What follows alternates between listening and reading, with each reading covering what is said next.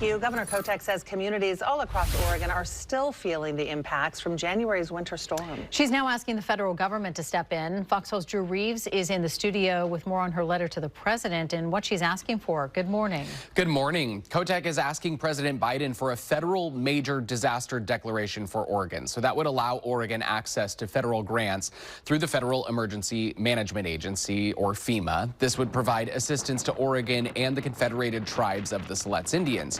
We're also learning more about this storm from her letter. We now know that the governor says that there were 17 people who were killed in the snow and ice storm in January. She says at the peak of the storm, there were more than 238,000 people without power, and in some of those areas, the outages lasted nearly 2 weeks. She says impacts from the storm included downed trees, destroyed utility lines, power outages, which also affected roads and wastewater treatment and emergency responses. She says many people across Oregon are still struggling to recover, and the state needs access to the FEMA resources. Back in January, she did declare a statewide emergency from the storm. She says the state has been working with impacted communities since then, and her request to the president is the next step in this recovery process. The governor says that the total damage from the storm is estimated to be just under $49 million.